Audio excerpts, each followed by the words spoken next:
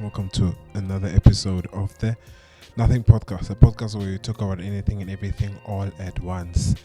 It's been quite the time since I have turned on the camera and did some things. Life has been quite busy, moving up and down, doing things.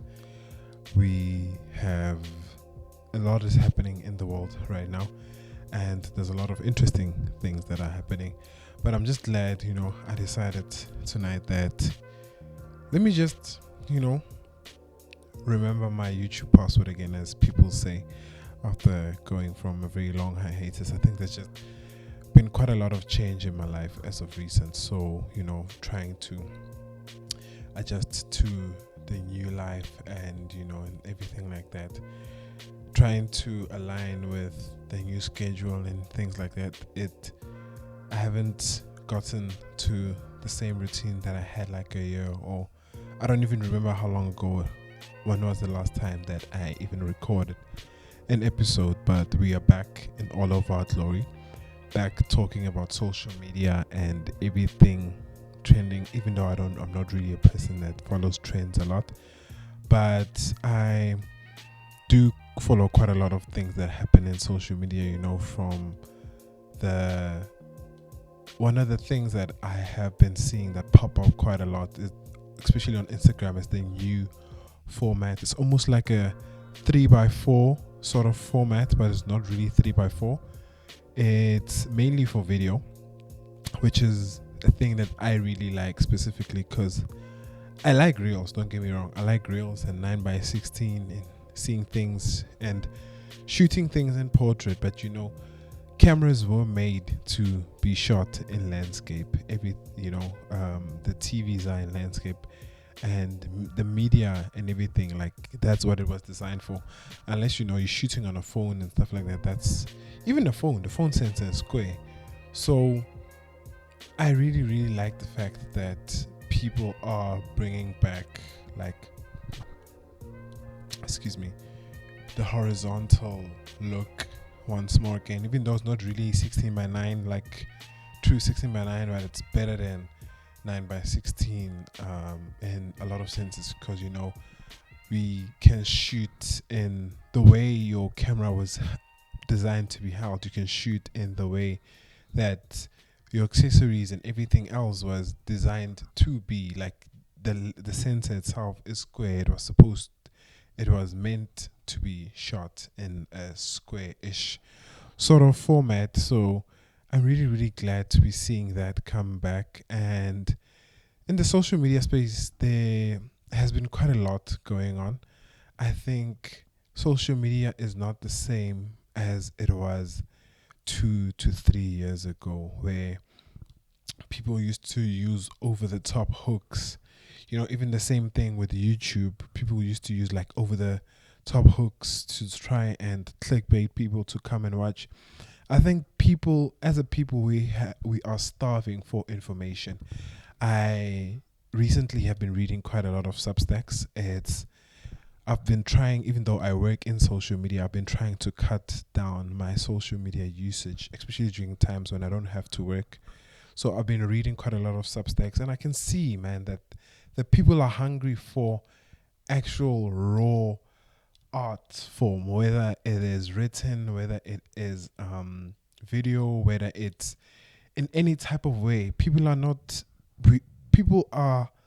I think our attention spans have been cut so much by social media and reels and TikTok that we are yearning for something that's going to captivate us, whether it is reading, whether it is through YouTube, whether it's through even Instagram. Like, I see quite a lot of videos that are like longer than the recommended 60 seconds that you need, to be able to grow an audience and to be able to get a lot of views. But I don't blame people for making videos that are under 60 seconds and short, enticing, catchy videos to be able to keep people watching, because that is what TikTok, that is what YouTube, that is what Instagram monetizes. That's what they pay people for. That's, the more people view your content, the longer they view your content, the if it's under, I know especially on TikTok, if it's under 60 seconds, you qualify to be monetized and stuff like that. So I don't blame creators for doing that, but I'm really, really glad to be seeing. I don't know, maybe it's just me because I am going after it and looking for specific content that is more enticing and captivating, like that it's gonna spark a debate, that is gonna get people talking. That's why I read a lot of Substacks and stuff like that, because I really want to get into people's minds and really consume and fix also my attention span at the same time. And there's been quite a lot of people that do things that are out of the ordinary. With this World Cup that is on, there's the photographer that wanted to go to shoot at the World Cup, but they didn't get, like, I think like a license or whatever to be able to go there. So they've been shooting the World Cup on their TV. So they take actual pictures of the TV screens, and it looks phenomenal. I'll try and link it somewhere around here. It really, really looks phenomenal, and it just shows that people are hungry. There are people that want that art. I feel like as a person, you shouldn't limit yourself because someone said no. You should always try and strive to do better and to always push for better in life. So whenever someone like shuts a door in your face, go somewhere, open a window. Like, go make your own door. Pave your own way. And there is also a Substack that I was reading that someone was talking about, that there's so many of us that don't pursue our dreams because of comfortability.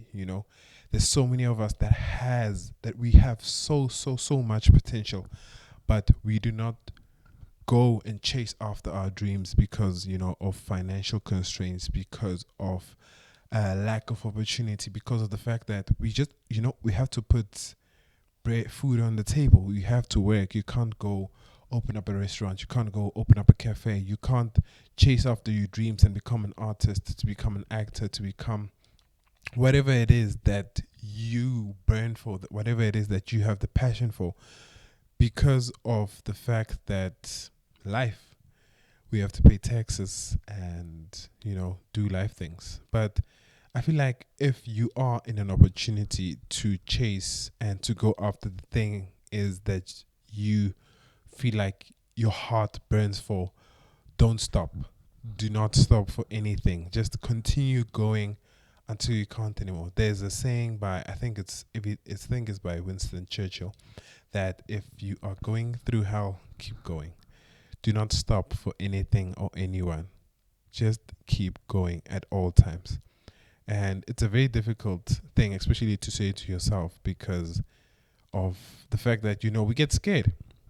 It's a human thing, and I don't blame anyone for getting scared to pursue or to go after a specific thing, because it's very scary.